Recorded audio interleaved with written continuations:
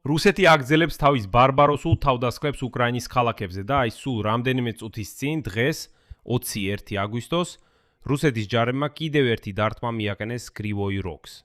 სამიზნე გახდა სავაჭრო კომპლექსი. ეს ყველაზე დიდი სავაჭრო ცენტრი ამ ქალაქშია და ამ თავდასხმის ცინიზმს ისიც ამზაფრებს, რომ რუსებმა მას ხელმეორედ დაარტყეს სულ რამდენიმე წუთში, მას შემდეგ რაც პირველი უპილოტო აპარატი მოხვდა. იქ უკვე შესულიყვნენ მაშველები, მედიკოსები. და როცა ისინი იქ შევიდნენ, რუსებმა მეორე დარტყმა მიაკენეს. ამიტომ აქ უკვე სრულიად აშკარაა, რომ რუსები მიზანმიმართულად ესროდნენ სწორედ ამ სავაჭრო ცენტრს. და იმის მოყოლა, რომ იქ დრონი კურსიდან გადაუხვია იმის გამო, რომ რადიოელექტრონული ბრძოლის ქვეშ იყო, ან რომ ეს ნამსხვრევებია, არ გამოდის, რადგან ვიდეოზეც ორივე დარტყმა დაფიქსირდა. კიდევ ერთხელ უსვამ ხაზს, განმეორებითი დარტყმა მიუთითებს იმაზე, რომ ისინი სწორედ ამ სავაჭრო ცენტრში სურდათ დარტყმის მიღება. ამასთან ერთად ჩნდება საკმაოდ შემაშფოთებელი სიახლეები. დღეს CNN ავრცელებს ინფორმაციას, რომ ჩრდილოეთ კორეამ რუსეთში კიდევ 8,500 თავისი ჯარისკაცი გაგზავნა, რომლებიც უკრაინაში უპილოტო აპარატებს გაუშვებენ. ამავე დროს ვორონეჟის ოლქში რუსები ჩრდილოეთ კორეის ბალისტიკური რაკეტებისთვის ახალ გამშვებ დაანდგარებს ათავსებენ. ეს ზრდის საფრთხეებს უკრაინის მინიმუმ 7 რეგიონისთვის. ასევე გავრცელდა ინფორმაცია, რომ ჩრდილოეთ კორეამ რუსებს ახალი ბალისტიკური რაკეტა KN-30 გადასცა, რომლის საბრძოლო ქობინი მთლიანობაში რაკეტა დაახლოებით 2,5 ტონას იწონის. ანუ ეს საკმაოდ სერიოზული იარაღია და თითქმის 900 კილომეტრზე შეუძლია ფრენა. ამ ფონზე იცით მინდა კიდევ ერთ ამბავს გაუსვა ხაზი. ეს ისაა, რომ ტრამპმა ზელენსკის საიდუმლო თხოვნა Starlink-ის შესახებ უარყო. გახსენებთ, ზელენსკი როცა ბოლოს ვაშინგტონში იყო, ტრამპს თხოვა რაღაცნაირად გავლენა მოეხდინა ილონ მასკზე, რომ მას ნება მიეცა სატელიტური კავშირის გამოყენება რუსეთის თავზე, რათა რუსული ქალაქები დაეტაკა. მაგრამ ტრამპმა ეს თხოვნა უარყო და ახლა უბრალოდ აგვირდება, როგორ ესვრიან მაგალითად კრივოი როგს. მოდით ყველა ეს ახალი ამბავი განვიხილოთ. რა თქმა უნდა, დავიწყებთ ყველაზე ოპერატიული ამბით კრივოი როგზე თავდასხმის შესახებ. შეტევები კრივოი როგზე. მაგრამ სანამ დავიწყებთ, გთხოვთ გამოიწეროთ ეს არხი, დაალაიქოთ ეს გამოშვება და შესაძლოა გააზიაროთ ბული თქვენ სოციალურ ქსელებში, რომ ყველა მიცოდეს რას აკეთებენ ეს გაველურებული დაუბანელი რუსები.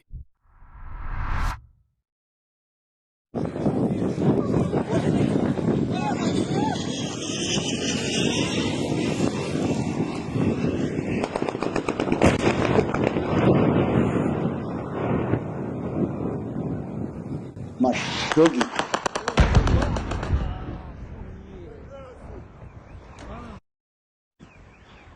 ეს სრული კატასტროფა.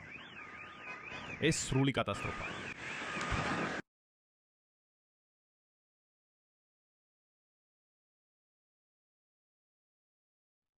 დღეს 21 აგვისტოს შუადღის შემდეგ რუსეთის ჯარებმა დარტყმა მიაკენეს კრივოი როგს. სამიზნე გახდა სავაჭრო კომპლექსი. თავდასხმის შედეგად ადამიანები დაშავდნენ. სამწუხაროდ არის დაღუპული. ამის შესახებ კრივოი როგის თავდაცვის საბჭოს ხელმძღვანელმა ალექსანდრ ვილკულმა განაცხადა. ადგილობრივმა ხელისუფლებამაც აღნიშნა, რომ მტერმა კრივოი როგზე შეტევა დარტყმითი უპილოტო აპარატებით განახორციელა. შედეგები ფიქსირდება ქალაქის ყველაზე დიდ სავაჭრო კომპლექსში. დარტყმის ადგილზე ხანძარი გაჩნდა, არიან დაჭრილებიც. საგანგებო სამსახურებმა ავარიულ სამაშველო ოპერაცია დაიწყეს. და სწორედ ამ დროს, როცა ისინი სამაშველო ოპერაციას იწყებდნენ, დაახლოებით 16 საათსა და 53 წუთზე ქალაქში კვლავ აფეთქება მოხდა. მემაცნობს, რომ კიდევ ერთმა რეაქტიულმა უპილოტო აპარატმა შაჰედმა დაარტყა იმავე კომპლექსს, იმავე სავაჭრო ცენტრს. როდესაც იქ უკვე იმყოფებოდნენ მაშველები და მედიკოსები. ადგილობრივი ხელისუფლება ახალი დარტყმების საფრთხის შესახებ აფრთხილებს, რადგან საჰაერო განგაში გრძელდება. დნეპროპეტროვსკის ოლქის სამხედრო ადმინისტრაციის ხელმძღვანელმა ალექსანდრ განჯამ განაცხადა, რომ კრივოი როგში თავდასხმის შედეგად ერთი ადამიანი უკვე დაიღუპა და 12 დაშავდა.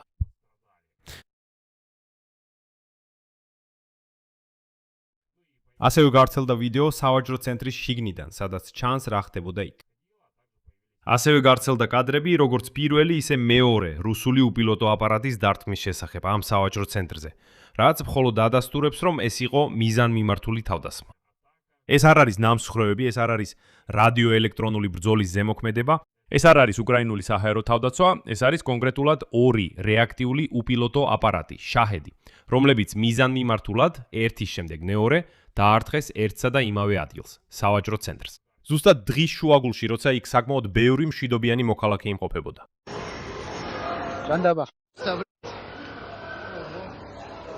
დროის საკითხია, ჯანდაბა. ამ კონტექსტში უნდა აღვნიშნოთ რუსების წინა შეტევაც კიევზე, რომელიც 20 აგვისტოს ღამეს მოხდა. მაშინ უკრაინის დედაქალაქისკენ თითქმის ყველაფერი მიფრინავდა, რაც რუსებს შეიარაღებაში ჰქონდათ. ეს იყო როგორც ბალისტიკური რაკეტები, ასევე ფრთოსანი რაკეტები, ჩვეულებრივი შაჰედები, რეაქტიული უპილოტოები, თუნდაც ბანდეროლები მიფრინავდნენ. საერთოდ პრაქტიკულად მთელი შეიარაღების ნომენკლატურა გამოიყენეს კიევზე. ახლა კი ტერორიზებას უწევენ კრივოი როგს და კონკრეტულად სავაჭრო ცენტრს ესვრიან. ამ ფონზე ჩნდება უფრო შემაშფოთებელი ამბები, რომელთა შესახებაც უკვე რამდენიმე კვირაა საუბრობენ, მაგრამ ეხლა სამწუხაროდ ისინი რეალობად იქცევა. ვორონეჟის ოლქში რუსები ათავსებენ ახალ გამშვებ დანადგარებს ჩრდილოეთ კორეის ბალისტიკური რაკეტებისთვის. ეს ზრდის საფრთხეს მინიმუმ 7 უკრაინული რეგიონისთვის. და ამის შესახებ დღეს წერს ომის კვლევის ინსტიტუტი.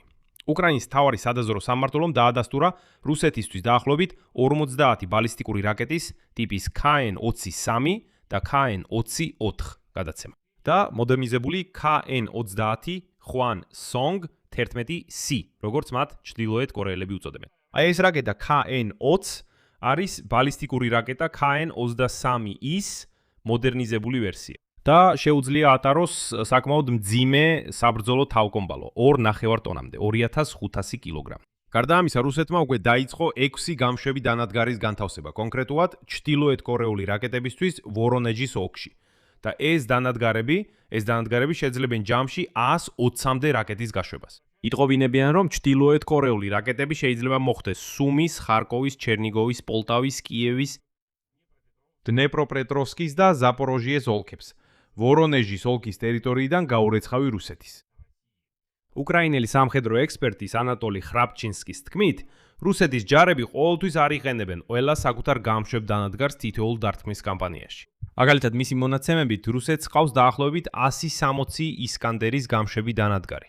თითოეულ შეუძლია 2 რაკეტის ტარება. მაგრამ რუსეთის შეიარაღებული ძალები საშუალოდ ერთ შეტევაში უშვებს 16-დან 26-მდე რაკეტას. ისიც დაამატა, რომ რუსული ისკანდერ-M-ის რაკეტებს აქვთ სიზუსტე 5-დან 20 მეტრამდე ფარგლებში. მაშინ როცა ჩრდილოეთ კორეული KN-23 რაკეტები რეგულარულად აცდენენ სამიზნეს ასეულობით მეტრით ან ზოგჯერ კილომეტრებითაც კიებითაც კი, ჩრდილოეთ კორეული რაკეტები ასევე ატარებენ მნიშვნელოვნად უფრო დიდ საბრძოლო ქობინს, რომლის წონა 1 ტონას აღწევს. მაშინ როცა რუსული ისკანდერ-M-ის სტანდარტული ქობინი 480 კილოგრამს იწონის. ხოლო ჩრდილოკორეული რაკეტები უფრო დიდ კრატერებსა და დარტყმის ტალღებს იწვევს. აი KN-30 ტიპის რაკეტა კი საერთოდ 2,5 ტონა საბრძოლო ქობინს ატარებს. ამავე დროს დღეს CNN იუწყება, რომ ჩრდილოეთ კორეამ უკვე დამატებით 8500 თავისი ჯარისკაცი გაგზავნა რუსეთში. ეს ჯარისკაცები სწორედ სამოქალაქო ქალაქებზე დარტყმისთვის განკუთვნილ უპილოტო აპარატებს გაუშვებენ უკრაინაში. ასე რომ ჩრდილოეთ კორეა უკვე ღიად იბრძვის ჩვენი ქვეყნის წინააღმდეგ. და იმისათვის, რომ ვებრძოლოთ როგორც ჩრდილოეთ კორეული, ასევე სხვა რაკეტების გაშვებას, აუცილებელია დარტყმა მივაყენოთ გამშვებ დანადგარებსა და მტრის უპილოტო ძალების თავმოყრის ადგილებს. მაგრამ ამისთვის ჩვენ გვჭირდება სატელიტური კავშირი რუსეთის ტერიტორიაზე, რათა სამიზნეების განსაზღვრა უფრო ზუსტი იყოს. ამასთან დაკავშირებით, როგორც იცით, უკვე დიდი ხანია მიმდინარეობს დისკუსია ილონ მასკის კომპანიასთან იმის შესახებ, რომ უკრაინის ჯარმა მიიღოს გამოყენების უფლება. Starlink-ის სისტემები რუსეთის ტერიტორიაზე, რათა ონლაინ რეჟიმში შესაძლებელი იყოს ნებისმიერი დარტყმითი უპილოტოს მართვა. ამაზეც კი ზელენსკიმ დონალდ ტრამპს სთხოვა, რომ გავლენა მოეხდინა ილონ მასკზე, მაგრამ ტრამპმა ამ თხოვნაზე უარი თქვა. ამის შესახებ დღეს წერს Financial Times. და ინსაიდერების თქმით, ზელენსკი ტრამპს სთხოვდა, რომ მასკთან შეთანხმებულიყო Starlink-ის მუშაობის ნებართვაზე უკრაინის შეიარაღებული ძალებისთვის უკრაინის ფარგლებს გარეთ რუსეთის ტერიტორიაზე. უკრაინის ლიდერი თეთრი სახლის ხელმძღვანელს უხსნიდა, რომ ეს დაეხმარებოდა თავდაცვის ძალებს უფრო ეფექტურად ენადირათ რუსეთის სარაკეტო დანადგარებს. ამ გზით უკრაინის შეიარაღებულ ძალებს შეეძლებოდათ მტრის ბალისტიკური რაკეტების გაშვების ჩაშლა და არა მხოლოდ ეს. შემდეგ კი, როგორც გამოცემა წერს, ციტატა, წყაროების თქმით, ზელენსკის წინადადება იყო ის, რომ მასკს უკრაინისთვის დაეშვა Starlink-ის გამოყენება ღრმა დარტყმის უპილოტო აპარატებზე, რომლებიც რუსეთის ტერიტორიაზე 200 კილომეტრამდე შიგნით იმუშავებდნენ. ეს მოიცავდა ბალისტიკური რაკეტების გაშვების ინფრასტრუქტურას, სარდლობის სისტემებს და სხვა რესურსებს. საქმე იმაშია, რომ უკრაინის ხელისუფლებას დამოუკიდებლად ვერ მოახერხა ილონ მასკის დარწმუნება. ამიტომ ისინი ამ საკითხში დონალდ ტრამპის დახმარების იმედი ჰქონდათ. თუმცა აშშ-ის პრეზიდენტმა ზელენსკის თხოვნა უარყო. კიდევ ერთი ციტატა. ტრამპმა თავი აარიდა ვალდებულებას და როგორც შეხვედრაზე მყოფი ადამიანები ამბობენ, ოვალურ კაბინეტში მან ეს გეგმა არ დაუჭირა მხარი. მათ თქვეს, რომ მათი აზრით მასკი კიევს თანხმობას არ მისცემს. აქ კიდევ ერთხელ ხაზგასმით ვიტყვი, საუბარი არ არის იმაზე, რომ Starlink-ის დახმარებით იმართებოდეს უპილოტო აპარატები, რომლებიც დაარტყამენ თუნდაც Wildberries-ის საწყობებს ან ნავთობგადამამუშავებელ ქარხნებს. არა, ჩვენ კონკრეტულად თხოვთ ზონას, რომელიც 200 კილომეტრით რუსეთის სიღრმეშია, მეტი საჭირო არ არის. იმისთვის, რომ ზუსტად დავარტყათ გამშვებ დანადგარებსა და სარდლობის პუნქტებზე, სადაც გაიცემა ბრძანებები დარტყმების შესახებ, როგორიც დღეს მოხდა კრივოი როგში. მაგრამ ილონ მასკმა ამ იდეაზე უარი თქვა და ამბობს, არა, ასეთ ნებართვას არ მივცემ. და დონალდ ტრამპმაც სამწუხაროდ ამაში არ დაგვეხმარა. და ამ გამოშვების ბოლოს მინდა გადმოგცეთ უკრაინის უსაფრთხოების სამსახურის შეთხობინება, რომელიც იუწყება, რომ უკრაინის დამოუკიდებლობის დღეს, 24 აგვისტოს, რუსეთი შეიძლება მიმართოს მასშტაბურ ქმედებებს დაბომბვების განსახორციელებლად. პროვოკაციების, ტერაქტების, დივერსიების, კიბერშეტევებისა და სხვა დანაშაულების ჩასადენად. ამიტომ SBU მოუწოდებს უკრაინელებს იყვნენ ფხიზლად და პასუხისგებლობით მოეკიდონ საკუთარ უსაფრთხოებას. დასვენების წინა დღეს და დღესასწაულის ღონისძიებების დროს საჭიროა დაიცვათ რამდენიმე ძირითადი წესი. პირველ რიგში, არავითარ შემთხვევაში არ უგულებელყოთ საჰაერო განგაშის სიგნალები და წინასწარ განსაზღვრეთ უახლოესი თავშესაფარი. არ მიუახლოვდეთ საეჭვო საგნებს და არ სცადოთ მათი გადაადგილება ან შემოწმება დამოუკიდებლად. თუ შეამჩნევთ საეჭვო პირებს, საგნებს ან სხვა ნიშნებს შესაძლო უკანონო საქმიანობისა, დაუყოვნებლივ აცნობეთ ამის შესახებ სამართალდამცავ ორგანოებს. არ გამოაქვეყნოთ ფოტოები და ვიდეოები სამხედროების, კრიტიკული ინფრასტრუქტურის ობიექტების ან ბლოკპოსტების მდებარეობის მითითებით. საჰაერო თავდაცვის საშუალებებზე მით უმეტეს, არავითარ შემთხვევაში არ გაავრცელოთ ინფორმაცია დაბომბების შედეგების შესახებ, მაშინვე, როგორც კი ისინი ხდება. და როგორც ამბობს SBU, არ შეასრულოთ უცნობი პირების თხოვნები, თუნდაც ისინი სამართალდამცავი ორგანოების თანამშრომლებად გაგეცნონ და საეჭვო დავალებების შესრულებას გთავაზობდნენ. კერძოდ, გადაუღოთ ფოტო ან ვიდეო კონკრეტულ ობიექტებს, გადააწოდოთ პაკეტი ან დატოვოთ ნივთი განსაზღვრულ ადგილას. ასევე SBU ცალკე ამახვილებს ყურადღებას იმაზე, რომ რუსეთის სპეცსამსახურები ცდილობენ უკრაინელების ჩართვას ტერაქტების მომზადებასა და დივერსიების განხორციელებაში. და SBU-ში ამბობენ, რომ არავითარ შემთხვევაში არ უნდა წამოეგოთ ამ პროვოკაციებს. საერთოდ სამწუხაროდ, როგორც ხედავთ, რუსები მხოლოდ აპირებენ კიდევ უფრო გაამწვაონ სიტუაცია. გაამწვაონ ომი და როგორც ხედავთ, აგრძელებენ თავიანთ ტერორს. დარტყმებს აკეთებენ ღიად, დღისით, თანაც ორჯერ ერთსა და იმავე სავაჭრო ცენტრზე. ანუ იმის მოყოლა, რომ აი როგორც წინა ღამეს 20 აგვისტოს ღამეს, როცა რუსები თავს დაესხნენ კიევს, მერე ისინი ამბობდნენ, რომ დააზიანეს Firepoint-ის ქარხანა, რომელიც აწარმოებს Flamingos რაკეტებს და FP-ის უპილოტო აპარატებს. მათ თითქოს და ანტონოვის საწარმო დააზიანეს, რომელიც უშვებს უპილოტო აპარატებს ლიუთი. აქ რას იტყვიან?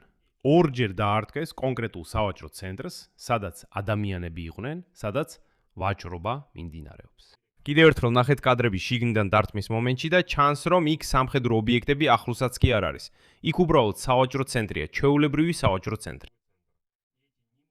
და ეს დაუბანელი გაველურებული არსებები სახელად რუსები აგრძელებენ სწორედ ასეთ ობიექტებზე თავდასხმას. ამიტომ აქ მრავალ წერტილს დავშვა. თქვენი აზრი და დასკვნები დაწერეთ კომენტარებში ამ გამოშვების ქვეშ. გამოიწერეთ ეს არხი და აწკაპუნეთ ზარზე და არ დაგავიწყდეთ მოწონება. ამით ყველაფერი დასრულდა. იზრუნეთ საკუთარ თავზე. ყველას ნახვამდის.